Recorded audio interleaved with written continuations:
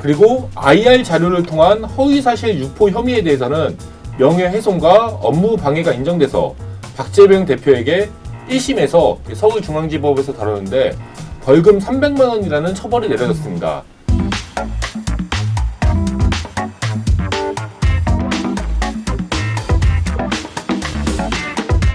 고품격 테크 방송 아웃스탠딩 쇼. 안녕하세요. 아웃스탠딩의 이승아 기자입니다. 최근 시니어 토탈 케어 기업 케어닥에 업계에 관심이 몰리고 있는데요. 케어닥이 논란에 휩싸이게 된 건 지난 3월 12일에 동종업계 7개 기업이 발표한 공동 규탄 성명 때문입니다. 동종업계 기업들 사이에서 경쟁과 갈등이 벌어지는 건 당연한 일이지만 이처럼 여러 기업들이 한데 모여서 특정 기업을 규탄하는 공개적인 성명을 발표하는 건 매우 이례적인 일인데요. 이번 방송에서는 저희 아웃스탠딩의 홍선표 선임 기자님과 함께 케어닥 이슈에 대해 이야기 들어보도록 하겠습니다. 선표님 안녕하세요. 네, 안녕하세요. 우선 최근 발표된 공동 성명에 어떤 내용이 담겨 있는지부터 말씀 부탁드립니다. 예, 우선 성명에 담긴 핵심적인 문장만 읽어드리면 다음과 같은데요. 예, 성명에 나온 얘기입니다. 최근 일부 기업이 비즈니스 모델이 겹치는 여러 기업들을 대상으로 비방과 허위 사실을 유포해 공정한 시장 질서를 훼손하고 업계의 신뢰를 저하시킨 사례가 발생했습니다. 특히 대법원은 지난 2월 13일 케어닥 박재병 대표가 투자 유치 과정에서 경쟁사, 그러니까 여기서의 경쟁사는 이제 케어네이션을 말하거든요. 경쟁사에 대한 허위 사실을 유포해 명예훼손 및 업무방해 혐의로 기소된 사건에 대해 상고를 기각하며 유죄 판결을 최종 확정했습니다. 이게 성명서에 담긴 핵심적인 문장이라고 말씀드릴 수 있습니다. 네, 그렇군요. 그럼 무려 7개 기업이 공동 성명에 참여했다고 말씀해 주셨는데 구체적으로 어떤 기업들이 참여했는지도 궁금한데요. 예, 가나다 순으로 말씀드릴게요. 유니메오, 코드블라썸, 코리아 자벤잡, 그리고 이제 약간 당사자라고 할 수 있는 케어네이션, 그리고 케어링, 포레런츠, 한국 시니어 연구소, 이렇게 모두 7개 기업이 공동 성명에 참여했습니다. 네. 근데 이런 기업들이 다들 동종업계 기업이니까 서로 경쟁하고 그러다 보면 감정적으로 좀 갈등이 일어날 수도 있을 것 같긴 한데 이렇게 특정 업체를 규탄하는 성명을 내는 건 좀 이례적인 일이라고 들었습니다. 아, 그렇습니다. 그렇기 때문에 이번 성명이 이제 큰 이슈가 되고 있는 건데요. 성명에 참여한 기업들은 시장 전체의 신뢰를 저하시키는 특정 기업의 행동에 제동을 걸고, 여기서 특정 기업은 이제 케어닥을 말하는 거겠죠. 업계의 건전한 경쟁과 상호 존중이 자리 잡을 수 있도록 하기 위해서 이번 설명을 진행했다고 설명하고 있습니다. 특히 이제 케어닥을 고소했던 케어네이션 측에서는 박재병 케어닥 대표에게 내려진 300만 원의 벌금형이 대법원에서 최종 확정된 만큼 박재병 대표와 케어닥에게 손해배상을 청구하는 민사소송을 제기해서 진행하고 있다고도 발표했습니다. 앞으로 이제 두 기업 사이, 그러니까 케어닥과 케어네이션 사이의 갈등이 멈추지 않고 계속해서 이제 진행될 것이다. 이런 사실을 알 수 있습니다. 네, 그럼 케어닥 이야기도 좀 들어봐야 할 것 같은데 그렇죠. 그쪽 반응은 좀 어떤가요? 이에 대해서 성토 대상이 된 케어닥은 케어닥이 업계의 다양한 분야로 전방위적으로 이제 사업을 확장하자, 이와 같은 방식으로 동종업체들이 이제 견제를 하기 시작했다. 이런 식으로 이제 반발을 하고 있습니다. 네. 그럼 이렇게 양측의 의견이 좀 첨예하게 갈리고 있고 또 법정 분재까지 갔던 사안이라서 선표님이 기사 쓰시느라 굉장히 고생이 많으셨을 것 같아요. 예, 일단 각각의 사안들에 대해서 양쪽의 주장이 이제 굉장히 첨예하게 엇갈리는 사안이기 때문에 균형감과 공정성을 갖추기 위해서 최대한의 노력을 했습니다. 3월 12일에는 김견원 케어네이션 대표, 그리고 김태성 케어링 대표, 이진열 한국시니어연구소 대표, 그러니까 성명에 참여한 그 기업의 대표분들이죠. 네. 이분들을 만나서 왜 이런 성명을 하셨는지 1시간 반 정도 이야기를 나눴고요. 그 다음 날인 13일에는 박재병 케어닥 대표를 비롯해서 케어닥 임직원 3인과 만나서 케어닥의 설명과 반박을 들었습니다. 일단은 양쪽의 의견을 최대한 다 수용하기 위해서 기사를 작성을 했는데 기사 분량도 이제 1만 3천 자가 넘을 정도로 굉장히 좀 길게 쓰고 좀 취재하는데 좀 많은 노력을 기울이긴 했습니다. 네. 예. 맞아요. 저도 바로 옆자리여서 예. 좀 자세히 지켜볼 수 있었는데 취재와 기사 작성에 정말 많은 고생을 하셨던 걸로 봤는데 그러면 이번 방송에서는 주로 어떤 내용을 살펴보실 예정인가요? 이번 방송에서는 그동안 케어닥과 다른 기업들 사이에 어떤 일이 있었는지 혹은 어떤 일이 있었다고 양쪽에서 각각 주장하고 있는지 그리고 이 같은 갈등에 대해서 수사기관과 법원은 어떤 판단을 내렸는지에 대해서 한번 알아보겠습니다. 케어닥과 몇몇 기업들 사이의 갈등은 멀게는 한 5년 전, 6년 전인 2019년, 2020년까지 이제 뿌리가 거슬러 올라가는데요. 여러 기업과 여러 명의 인물들이 굉장히 이해관계적으로 등장해서 복잡하게 얽히고 설켜 있는 사안입니다. 그렇기 때문에 이번 방송에서는 이제 시청자분들의 이해를 돕기 위해서 사건의 흐름을 단순한 시간 순으로 나열하기보다는 좀 쟁점별로 찝어갖고 좀 다뤄보도록 하겠습니다. 네, 그러면 어떤 핵심 쟁점들이 있는지 말씀 부탁드립니다.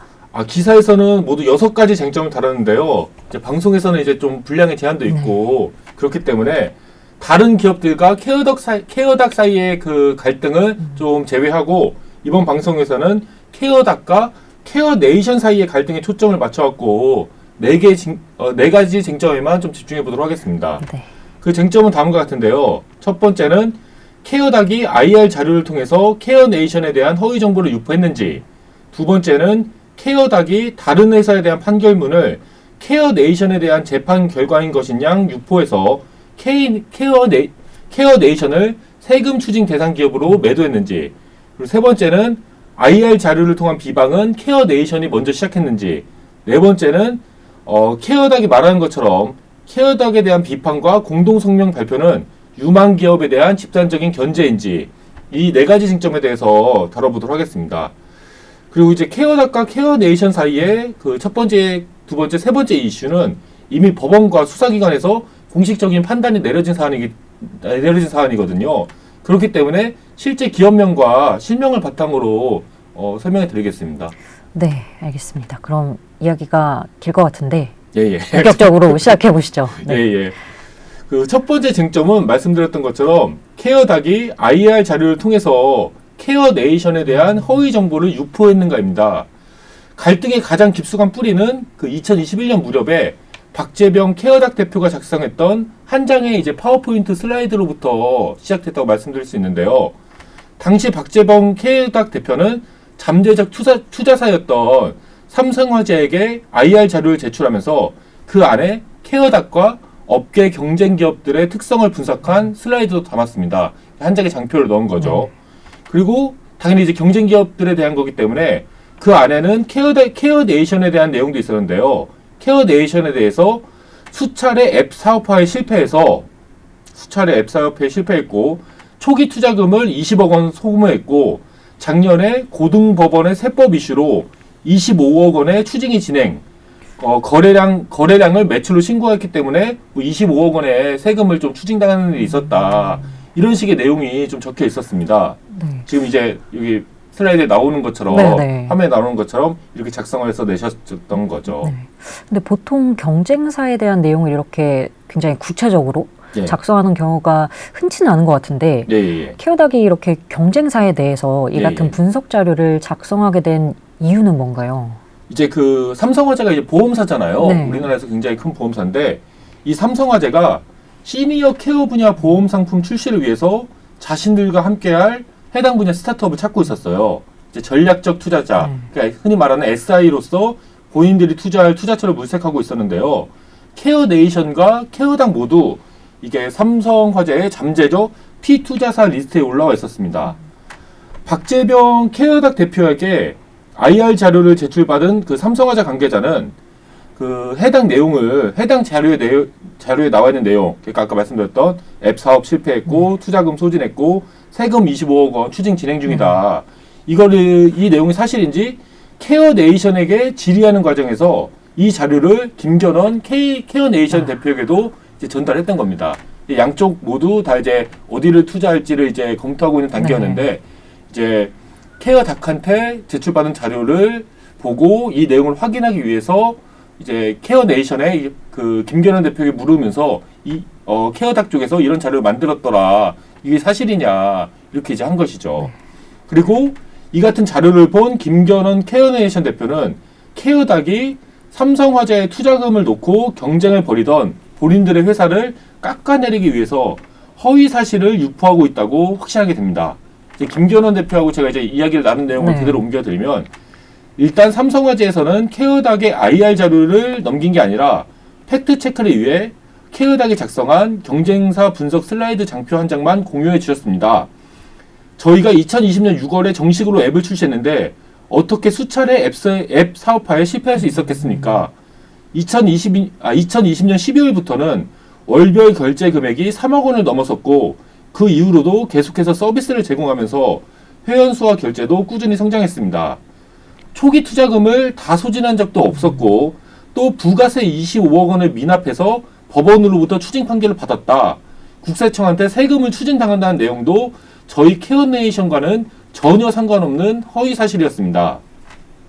당시에는 삼성화재가 저희와 케어닥을 두고 어디에 투자할지를 검토하는 상황이었고 저희 지표, 그러니까 케어네이션의 지표가 더 좋긴 했지만 개인적으로 투자 유치 가능성은 50대 50이라고 생각했습니다. 이런 상황에서 IR 자료에 경쟁사에 대한 허위 사실을 담는 건 경쟁 기업의 투자 유치를 방해하기 위한 행동이라고 밖에는 생각되지 않습니다. 이게 김견원 케어네이션 대표의 발언입니다. 예.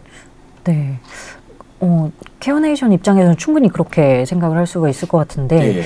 이에 대해서 케어닥 측은 어떻게 설명을 했는지 혹은 어떻게 예. 반박을 했는지도 궁금합니다. 제가 이제 그 박재병 대표님도 만나 뵀잖아요. 네. 그래서 박재병 케어닥 대표한테 이게 물어봤는데 박재병 케어닥 대표는 당시 자신이 경쟁사를 분석하는 슬라이드를 작성한 것은 삼성화재의 요구에 따른 행동이었다고 설명하는데요.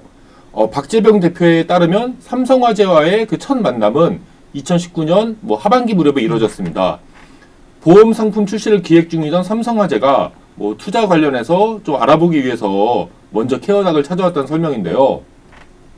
미팅 이후 8차례 이상 메일을 주고받던 중에 삼성화재 측으로부터 IR 자료를 만들어 제출해달라는 요구를 받게 됐다는 설명입니다.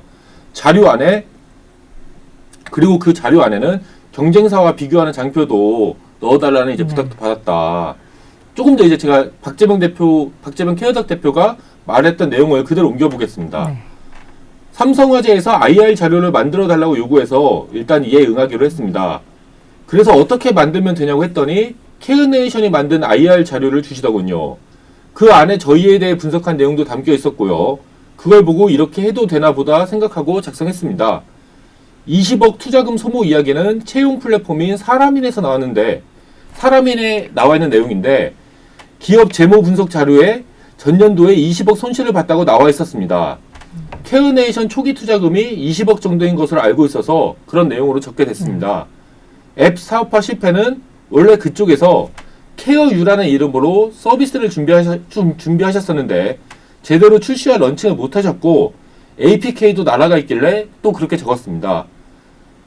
스타트업한테 받은 IR 자료를 투자자들이 외부로 유출하면 안 되는데 NDA, 그러니까 비밀 유지 협약이잖아요.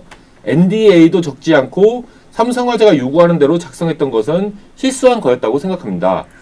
그 당시에는 저희도 IR 프로세스에 미숙했고 삼성화재도 투자를 많이 하는 하우스가 아니다 보니 미숙했던 것 같습니다.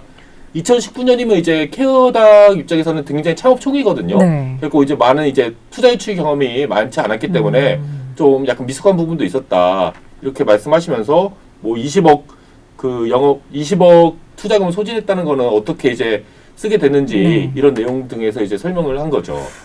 반박 의견을 또 전해왔다고 하죠. 그렇습니다. 저희가 이제 이렇게 기사를 보도했잖아요. 네. 그러니까 이제 약간 반박 의견 같은 것도 좀 전달받고 그랬는데 네네. 이 같은 박재병 대표의 설명에 대해 김견원 대표는 다음과 같이 이제 추가적으로 반박을 했는데요. 2020년 1월에 그 결제가 잘 되는지 테스트하기 위해서 케어유라는 이름으로 앱을 구글 플레이 스토어에 올렸다가 결제 테스트만 마치고 내린 적은 있지만 앱 사업화 실패, 그것도 한 번이 아니고 수차례 실패했다는 거하고는 진짜 무관하다. 어떻게 우리가 수차례 실패할 수 있었겠냐. 이런 식으로 이제 반박을 전달해 주셨습니다. 네. 팩트 체크가 제대로 안 된 내용을 이제 자료에 작성을 하신 것 같은데, 그럼 이 사안에 대해 법원의 판결은 어떤지도 좀 궁금해요. 이 쟁점은 이제 이미 대법원에서 판결이 내려진 사안인 거죠? 예, 이 사안이야말로 아까 초반에 말씀드렸던 박재병 대표가 이제 300만 원 벌금형 받았다. 네네. 그 사안인데 케어네이션은 IR 자료를 통해서 허위 사실을 유포한 혐의와 뒤에서 살펴볼 다른 혐의들로 박재병 케어닥 대표를 이제 검찰에 고소했습니다. 그리고 IR 자료를 통한 허위사실 유포 혐의에 대해서는 명예훼손과 업무 방해가 인정돼서 박재병 대표에게 1심에서 서울중앙지법에서 다뤘는데 벌금 300만 원이라는 처벌이 내려졌습니다. 그리고 이 판결은 2025년 2월에 대법원에서 최종적으로 확정이 되었고 박재병 대표는 업무 방해와 명예훼손 등의 혐의로 벌금 300만 원을 납부하게 됐습니다. 네. 그럼 이 쟁점은 케어네이션 측의 승리로 좀 끝났다고 말씀드릴 수 있을 것 같은데 형사소송에서 이긴 만큼 또 민사소송으로 가서 손해배상을 청구하겠다는 게 케어네이션 측의 방침이었죠. 예, 이미 케어네이션 측에서는 이제 형사사건에서 이겼으니까 이걸 바탕으로 우리가 민사도 해갖고 우리가 입은 손해에 대한 배상을 받겠다 이런 목적으로 민사소송을 제기하셨습니다. 네, 알겠습니다. 그러면 두 번째 쟁점은 무엇인가요? 두 번째 쟁점은 좀 더 심각할 수 있는 사안인데 케어닥이 다른 회사에 대한 판결문을 케어네이션에 대한 재판 결과인 것인 것처럼 유포해서 케어네이션을 이제 세금 추징 대상 기업으로 매도하고 이를 통해서 이제 투자사들 사이에서 케어네이션의 이제 평판을 깎아내리려 했는가 이 쟁점입니다. 이 쟁점의 핵심은 케어닥이 케어네이션을 비방할 목적으로 케어네이션이 아닌 다른 회사에 대해서 내려진 판결문을 케어네이션에 대한 것처럼 이제 속여서 배포했는지 이게 핵심이잖아요. 네, 이게 그렇죠. 케어네이션이 아닌 걸 알면서도 이렇게 일부러 유포했는지도 확실히 이제 핵심이라고 볼 수 있는데, 근데 이 사안을 이해하기 위해서는 이제 조금의 배경 지식이 좀 필요하긴 합니다. 일단은 김견원 케어네이션 대표는 간병인 중개 서비스업에 진출하기 위해서 2016년 10월에 그린실버라는 오프라인 간병인 중개업체를 인수했습니다. 일단 본인이 아직 이쪽 분야에 대해서 잘 모르니까 이제 좀 인수를 해갖고 이제 업을 좀 알아보겠다 이런 목적으로 하신 거죠. 근데 이제 회사 자체를 통째로 인수하는 방식이 아닌 영업권과 자산 그리고 계약서에 명시된 일부 부채만을 인수하는 방식을 택했는데요. 그렇기 때문에 인수되기 이전에 그 해당 기업과 해당 기업 대표가 미납했던 그 세금 같은 거는 케어네이션과는 이제 무관한 사안입니다. 회사를 이제 통째로 인수하게 되면은 미납 세금에 대한 책임도 지게 되는데 이 경우는 이제 그런 거 아니거든요. 일정 부분만 우리가 영업권과 뭐 이 자산과 이 부채만 인수하겠다 이런 계약이었거든요. 그럼 케어네이션과는 전혀 무관한 내용이었는데. 그러니까 그 미납 세금 관련 그 전 회사의 미납 세금은 진짜 무관한 내용이긴 맞죠. 네, 아무래도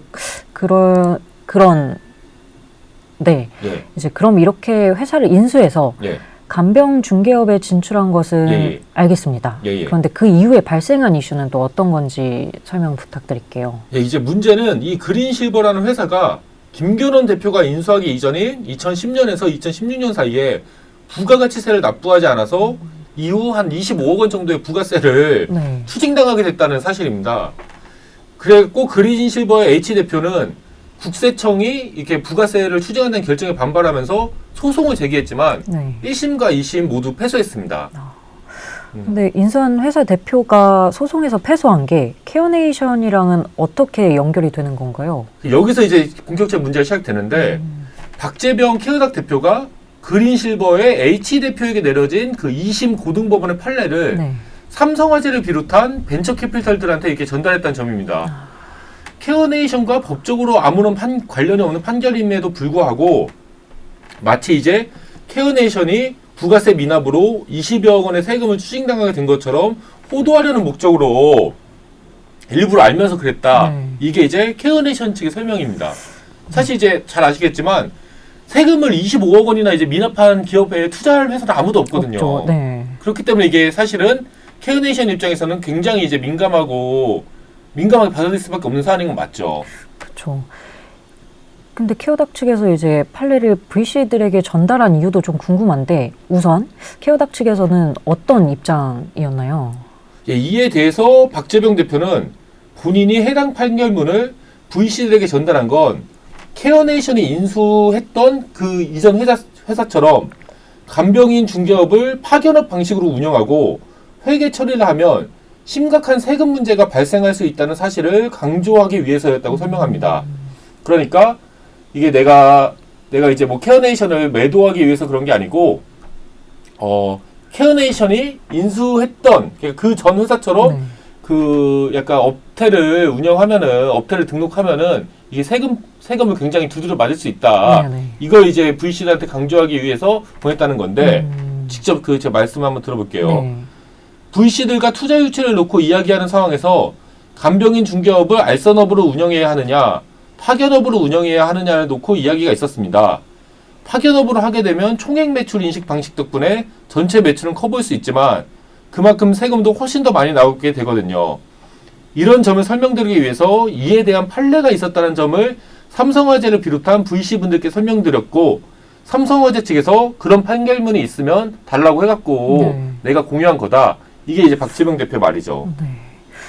근데 케어네이션 측에서는 이 해명에 좀 크게 반발을 했다고 하죠. 매우 크게 네. 이제 이 해명에 대해서는 좀 납득할 수 없다. 이런 당의 반응이신데 이에 대해서 김견원 케어네이션 대표는 자칫 잘못했으면 이 사안 때문에 삼성화재로부터의 투자 유치 자체가 무산됐을 수도 있었다. 이 경쟁 관계에 있는 자신들의 투자 유치를 방해하기 위한 의도적인 행동이었다. 마치 이제 케어네이션이 이게 잘못해서 25억 원의 세금을 추징당하는 것처럼 뭐 삼성화재를 비롯해서 여러 VC들한테 보낸 거는 네. 진짜 큰 문제가 있다. 김견원 대표의 말 한번 들어볼게요. 케어네이션 측의 말인데 IR을 열심히 준비하고 있었던 때였는데 갑자기 여러 주주사로부터 혹시 소송 걸린 거 아니냐, 세금 추징당하는 거 있냐는 등의 연락이 동시자발적으로 오더라고요. 실제로 없었으니까 그냥 루머라고 말씀드렸습니다. 그랬더니 삼성화재에서 연락이 오더니 이거 진짜 시리어스한 거니까 솔직하게 이야기해 달라고 하더군요. 어디서 들었냐고 물어보니 케어덕한테 들었다고 하십니다. 케어덕에서는 이 내용에 대해서 업계에 널리 퍼진 소문이었다는 식으로 이야기하지만 사실 그 판결문을 얻기 위해서는 사건 번호와 저한테 회사를 파신 대표님의 성함까지 알아야만 하거든요. 의도적인 행동이 아닐 수가 없습니다. 삼성화재에서 따로 이렇게 체크를 해주셨기에 망정이지 안 그러셨으면은 저희가 정말 투자를 받지 못할 수도 있었던 일입니다. 김견원 대표의 이제 굉장히 이제 격정적인 네네. 그 토로입니다.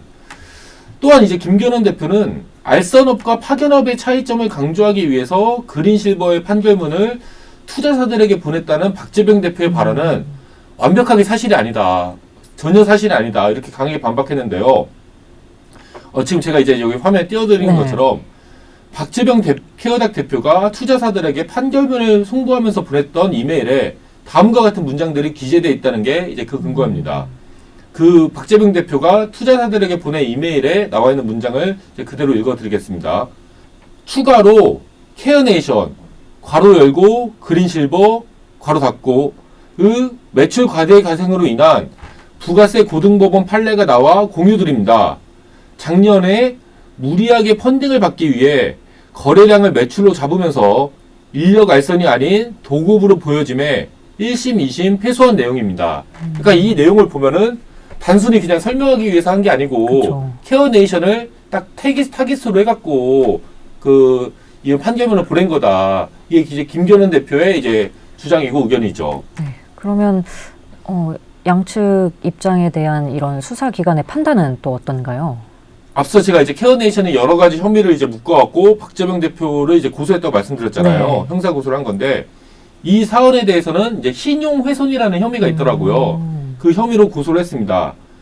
하지만 판결문을 삼성화재 등에게 전달한 행위에 대해서는 이거에 대해서는 이제 경찰이 불송치 처분을 내렸습니다. 불송치라는 거는 경찰이 이걸 딱 봤을 때 범죄가 성립되지 않는다고 네. 판단해서 검찰에 이제 송치하지 않는 걸 얘기하거든요. 그리고 이런 결과에 대해서 김견원 대표는 사실관계가 아닌 법리 해석에 따른 문제로 수사기관에 우리가 이걸 좀 이의 신청을 했다. 이렇게 설명하고 있습니다. 네. 그럼 케어닥 측에서도 케어네이션에 대해 공세적인 입장을 보이는 쟁점도 있잖아요. 그렇죠. 네. 케어네이션이 먼저 IR 자료를 통해 자신들을 비판했다는 그 내용으로요. 그래서 이제 세 번째 장점이 IR 자료를 통한 비방은 케어네이션이 먼저 시작했는가 이 부분인데요. 네. 말씀하신 것처럼 이 사안은 케어닥이 케어네이션에 대해서 공세적인 입장을 취하고 있는 사안입니다. 앞서 박재병 케어네이션 대표가 삼성화재에게 IR 자료 작성을 요구받았을 당시 삼성화재로부터 케어네이션이 작성했던 경쟁사 분석 슬라이드도 전달받았다고 제가 말씀드렸잖아요. 네. 그리고 이 장표에는 김견원 케어네이션 대표가 케어닥에 대해서 평가한 내용이 담겨 있었는데 그 내용은 다음과 같습니다. 이거는 김견원 대표가 케어닥에 대해서 평가한 네. 내용입니다. 케어네이션이 케어닥에 대해서 평가한 내용인데 간병시장, 요양병원 시장에 대한 경험과 노하우 없이 아이디어와 시장 규모만을 보고 서비스를 개발해 간병시장의 다양한 리스크와 현실적 한계, 괄호 열고 병원 영업, 간병사 수급 등 괄호 닫고에 대응하지 못한 채 도태되거나 정상활동을 하지 못하고 있음. 그렇군요. 그리고 이 사안에 대해서는 좀 케어닥이 케어네이션을 명예훼손과 업무방해 혐의로 고소했고요. 그렇습니다. 이제 김견원 K네이션 대표에 대한 고소는 이제 김 대표가 박재병 대표를 고소한 이후에 이루어졌는데요. 박 대표는 고소를 단행한 배경에 대해서 다음과 같이 설명했습니다. 제가 직접 물어봤죠. 네. 왜 또 이걸 고소를 하신 건가? 김견원 대표님이 저희를 고소한 것과 같은 이유로 저희도 고소를 했습니다. 저희가 IR 자료에 케어네이션에 대해 기재한 것이 문제가 되면 그쪽도 동일하게 문제가 될 것이라고 생각했습니다. 케어네이션이 저희를 언급한 내용 중에는 저희는 이미 IT 개발자들과 함께 앱을 런칭해서 매달 몇천만 원씩 청구 결제가 증가하고 있는 상태였는데도 저희에 대해 개발 역량이 없습니다. 개발팀이 없습니다. 이런 내용으로 언급한 내용이 있었습니다. 케어네이션이 먼저 저희를 이렇게 언급했던 것입니다. 이분들이 이렇게 먼저 하셨었고 그걸 삼성화재에 전달했었고 삼성화재가 IR 자료를 어떻게 적어야 하느냐고 묻는 저희에게 이걸 보여주셨습니다. 그래서 우리도 똑같이 적어도 되나 보다라고 생각해서 우리도 그렇게 적었습니다. 그런데 이 부분과 관련해서는 예. 김견원 케어네이션 대표가 좀 강하게 부정을 하고 있잖아요. 일단 앞서 말씀드린 간병시장, 요양병원 시장에 대한 경험과 노하우 없이 그 부분은 이제 PPT 슬라이드에 있는 거고 김견원 대표도 그 자신이 이제 그렇게 작성했다는 거는 인정을 합니다. 네. 근데 방금 말했던 내용 있잖아요. 개발 역량이 없다, 개발팀이 없다. 네. 근데 김견원 대표 같은 경우에는 본인은 결단코 이런 얘기를 외부에 한 적이 없다고 굉장히 반박을 하셨습니다. 굉장히 이거는 뚜렷하게 나는 절대로 이런 얘기를 한 적이 없다. 네. 이렇게 이제 반박을 하셨습니다. 예. 그렇군요. 그러면 이 케어닥 측 고소에 대해서 수사기관은 어떤 판결을 또 내렸나요?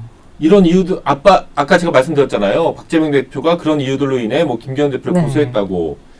그래서 김견원 대표와 또 이제 서대건 대표라는 또 각재 대표분이 한 분 계세요. 네네. 이제 케어네이션이 이제 각자 대표 체제이기 때문에 이 분들을 이제 명예훼손과 업무방해 혐의로 검찰에 고소했는데 경찰에서는 이에 대해서 이제 불송치 네. 처분을 내렸습니다.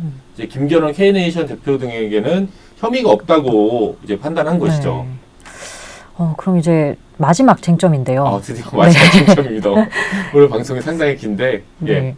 이제 케어닥 측에서는 아무래도 공동 성명의 타겟이 된 게 결코 달갑지만은 않았을 것 같아요. 달갑지 않은 정도는 아니고 아니죠. 사실 굉장히 이제 이게 굉장히 좀 싫죠. 네. 케어닥 입장에서는. 예. 이미지 실추가 굉장할 것 같은데 이렇게 공동 성명이 발표된 배경에 대해서 케어닥 측에서는 좀 뭐라고 설명을 해주시던가요? 네 번째 쟁점이 이제 케어닥에 대한 비판과 공동 성명 발표가 유망 기업에 대한 네. 집단적인 견제인가 이 쟁점인데 제가 이제 케어닥 분들 만나 뵀잖아요. 네네. 근데 이제 취재 말미에 케어닥 측에서는 여러 기업들이 동시에 이제 케어닥을 겨냥한 성명서를 발표한 이유는 자세에 대한 견제 의도가 일정 부분 담겨 있다는 그런 뉘앙스를 좀 비치셨습니다. 이제 사업 영역이 이제 간병 중개, 요양기관 운영, 노인 요양 주거시설 운영 개발 등에 한정되어 있는 타사들과는 달리 케어닥은 시니어 케어의 모든 영역에서 전방위적으로 사업을 벌이고 있고 이에 따라서 타 기업들과의 경쟁도 격화하고 있는 상황이다. 이 케어닥 측의 설명인데요. 네. 실제로 이제 케어닥 같은 경우에는 시니어 케어 전 영역에서 사업을 운영하고 있는 건 맞습니다. 네. 그리고 이제 매출 성장세를 보면은 2021년에 16억 원에 그쳤던 매출이 2022년에는 42억 원으로 2023년에는 103억 원으로 상당히 이제 빠르게 성장했습니다. 네. 그리고 2024년은 아직 이제 완벽하게 확정된 그 재무 보고서는 네네. 아니지만 가결산을 해봤더니 이제 한 123억 원 정도의 매출을 올린 것으로 파악된다고 이제 케어닥에서 이제 설명을 해주셨고요. 네. 그런데 이런 견제 이야기에 대해서 또 성명에 참여한 기업들이 또 아주 강하게 반발을 하고 나섰다고 합니다. 반박 강하게, 굉장히 강하게 네. 격양된 반응을 솔직히 좀 보였다고 네네. 말을 하는 게 좋을 것 같습니다. 사실 이제 이 같은 케어닥의 주장에 대해서 성명에 참여한 스타트업들은 이렇게 정확히 말씀드리면 이제 터무니없는 소리다 이런 반응입니다. 성명에 참여했던 한 기업 대표의 발언을 제가 그대로 옮겨드릴게요. 케어닥이 사업 영역을 넓히는 건 한 분야에서 뚜렷하게 성과를 내지 못하고 있기 때문입니다. 처음에는 간병으로 시작해서 그 이후에는 장기 요양, 그 다음에는 또 시니어 하우징 영역으로 주력 사업 영역을 옮겨가고 있는데 어느 곳에서도 뚜렷한 성과를 내지 못하고 있습니다. 그러면서 이제 새로운 분야에 진출할 때마다 매번 다른 기업들 대상으로 허위사실 유포, 비방 등의 이슈로 분쟁을 벌이고 있습니다. 업계에서도 더 이상 이런 행태를 참다 못해서 이렇게 성명을 낸 겁니다. 굉장히 이제 좀 강한 반발이죠. 케어닥이 본인들이 이제 잘 나가기 때문에 좀 견제를 받는다는 그런 약간 프레임을 만들려는 거는 진짜 터무니없다. 네. 이건 이제 공동성명에 참여한 기업 측의 이제 발언이죠. 예. 그러면 좀 실제로 다른 기업들의 매출이 어떤지도 좀 궁금한데요. 성명에 참여한 다른 기업들 네. 매출 보면은 일단은 케어링 같은 경우에는 상당히 큽니다. 2023년 매출은 1236억 원이고요. 2024년 매출은 네. 1236억 원이고, 케어네이션도 매출이 이제 140억 원으로 케어닥보다는 네. 이제 조금 더 큰 편입니다. 그리고 이렇게 말씀드린 것처럼 성명에 참여한 기업들 중에서는 케어닥보다 매출이 큰 기업들도 적지 않은데요. 매출액이 더 크고 이미 해당 분야에 자리 잡은 기업들이 케어닥을 비즈니스적으로 견제하기 위해서는 성명 발표라는 부담이 큰 방법을 택할 필요는 없다고 이제 성명 참여 기업들은 말합니다.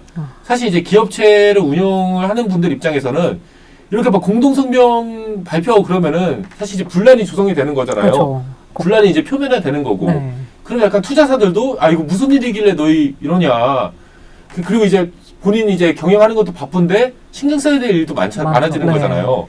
그렇기 때문에 웬만하면 이렇게 기업인들이 뭐 공동 성명이라든지 그런 거는 잘 안 하려고 하는데 우리가 오죽하면은 이런 것까지 했겠냐. 이게 이쪽의 논리죠. 이쪽의 이제 주장이죠. 예. 네.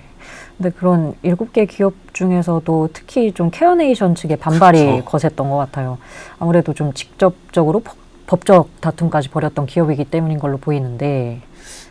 케어네이션 측에서는 케어닥과 자신들이 온라인 돌봄 시장, 온라인 돌봄이라는 건 쉽게 말씀드리면 온라인 간병 중개 시장에서 달성한 성과를 설명하는 서로 비교하는 네. 그런 자료를 보내왔는데요.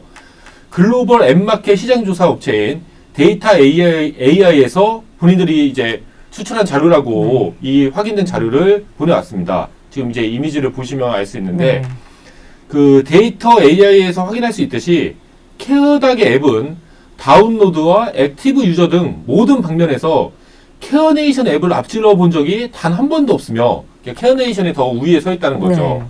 현재 시간이 갈수록 이제 격차는 더 벌어지고 있다는 게 이제 케어네이션 측의 설명이고요. 또 이제 그쪽에서는 뭐 이렇게 복잡하게 데이터 AI까지 갈 것도 없이 구글 플레이 스토어에서 케어네이션과 케어닥을 검색해서 확인 가능한 누적 다운로드 수만 보더라도 케어네이션의 보호자용 앱과 케어메이트용, 케어메이트는 이제 간병하시는 그런 분들이 쓰는 앱입니다. 그런 앱이 각각 50만 회 이상, 10만 회 이상의 다운로드 수를 기록하고 있는 것과 비교해서 케어닥은 보호자용 앱과 케어 코디용 앱이 각각 10만 회 이상의 다운로드 수를 기록하는데 그치고 있다. 그렇기 때문에 케어닥이 자신들이 업계 1위라고 주장하는 것은 얼토당토하지 않다. 어불성설이다. 이게 케어네이션 측의 이제 설명입니다. 네, 아무래도 좀 차이가 나는 걸 좀 확인을 해볼 수 있었는데요. 지금까지 선표님께서 설명해 주신 내용만 봐도 좀 양사의 갈등이 매우 첨예하다는 사실을 느낄 수 있었는데요.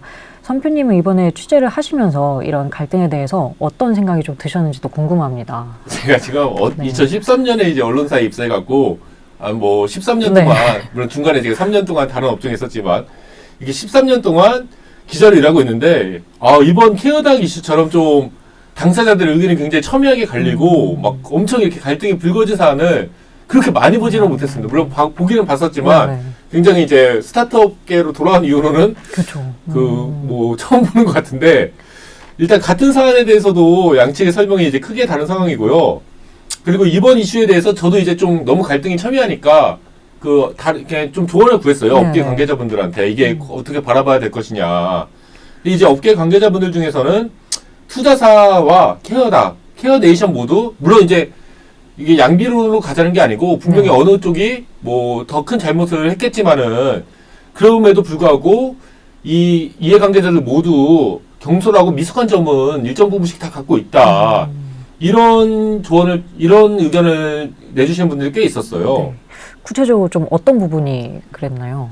일단은 스타트업들이 이제 투자 유치를 위해서 제출한 IR 자료를 투자금을 넣고 각축을 벌이는 경쟁 기업들에게 그대로 전달하면서 관련 내용을 확인해달라고 요청한 이 삼성화재의 잘못이 적지 않다. 그렇죠. 이렇게 삼성화재의 잘못을 좀 꼬지는 의견이 적지 않았습니다. 네. 사실 이제 검증하고 확인하는 것은 이제 투자사의 몫인데 이를 기업들한테 떠맡기면서 기업들 사이의 분쟁을 촉발시켰다는 비판이었습니다. 네. 아무래도 이제 제가 연락한 분들 중에서 이제 스타트업 대표님들이 많기 때문에 네. 스타트업 대표님들의 약간 VC들에 대해서 사실 이런 불만이 좀 누적돼 있을 수밖에 네, 없잖아요. 네. 그러니까 더 이제 조금 더 이제 그 투자자인 이제 삼성화재에 대해서 비판적인 의견을 네. 갖고 있는 부분도 적지 않다고 말씀드릴 수는 있습니다. 예. 네, 쭉 설명해 주신 그런 쟁점에서 이 삼성화재가 좀 빠지지 않고 등장을 했던 부분도 있긴 있었어요. 예. 네. 그럼 이렇게 투자 유치를 준비 중인 스타트업들이 꼭 새겨들어야 하는 지적도 있었죠. 예, 예. 요거는 이제 꼭 지금 투자 유치를 준비하고 계신 스타트업 분들이라면 꼭 이제 네. 아셔야만 되는 내용인데 그분들이 특히나 이번 이슈를 통해서 좀 배우셔야 될 점이라고 생각하는데 IR 자료에 경쟁 기업에 대한 부정적인 내용을 담은 건 일단 두 기업 모두 네. 잘못이라고 지적할 의견도 적지 않았던 게 사실입니다. 물론 뭐 어느 한쪽이 뭐 허위의 강도를 더 센 그거를 담았을 수는 있지만 네. 그래도 일단은 부정적인 내용은 담지 않는 게 최선이다. 경쟁사에 대한 이런 의견이 많았는데 실제로 이제 한 투자 유치 경험이 있는 한 스타트업 대표분이 이렇게 말씀을 해주셨어요. IR 자료에서 경쟁사에 대한 부정적인 언급을 피하는 건 업계의 상식 중의 상식입니다. 제출한 내용이 투자사들 사이에서, 그러니까 VC들 사이에서 돌게 되는 건 뻔히 아는 일인데 그런 내용을 굳이 포함시켰다는 것 자체가 상도덕을 어긴 행동이라고 생각합니다. 제가 한 가지 말씀드리고 싶은 거는 이거는 이제 제가 여러 스타트업 대표님들 만나면서 공통적으로 얘기하시는 네. 게 본인들이 IR 자료를 제출하면은 내가 제출한 VC뿐만 아니라 다른 VC들도 그 자료를 다 이제 공유가 된다는 거예요. 그렇기 때문에 뭐 스타트업 대표님들 중에서는 이거에 대해서 굉장히 좀 속으로는 불쾌하게 생각하시는 분들 그쵸. 많고 네네. 속으로는 불쾌하지만 근데 이제 그쵸. 투자자가 가리기 때문에 가만히 참고 계신 분들이 많은데 이처럼 이게 다 업계에 다 거의 사실상 공유된다고 봐야 되기 때문에 절대로 이 남 혹시 비방하거나 뭐 비판하거나 그런 내용은 넣지 말아라. 그런 거는 이제 진짜 뭐 IR 자리 가갖고 구두로 설명을 하든지 절대 이제 문서화된 걸로는 네. 남기지 않는 게 좋다는 그런 조언입니다. IR 자료에는 굳이 이렇게 좋은 것만 본인들 네. 일단 쓰시라고. 네. 예. 아니면 이제 경쟁사에 대해 하더라도 진짜 이 객관적인 지표들 있잖아요. 네, 뭐 MAU, 그렇죠. 뭐 모바일 인덱스 같은 데서 확인한 그런 걸 이제 하시라 이런 조언입니다. 네, 이 점은 정말 투자 유치 업무가 처음인 스타트업이라면 특히나 더 깊이 새겨야 할 지적인 것 같습니다. 네, 선표님 오늘은 평소 방송보다 더 길게 그리고 또 더 심층적으로 이슈에 대해서 다뤄주셨는데 앞으로도 시니어 케어 업계를 비롯한 헬스케어 업계 전반에 대해서 이렇게 자세히 다뤄주시면 감사하겠습니다. 자세히 다루느라 아주 힘들었습니다. 이번 주 진짜. 네, 오늘 방송에서는 최근 케어닥에 대한 동종 업계 기업들의 규탄 성명이 발표된 배경 등에 대해서 살펴봤는데요. 앞으로도 아웃스탠딩 쇼에서는 IT 테크 업계의 최신 이슈에 대해 쉽고 정확하게 설명드리겠습니다. 오늘 방송은 여기서 이만 마치겠습니다. 감사합니다. 감사합니다.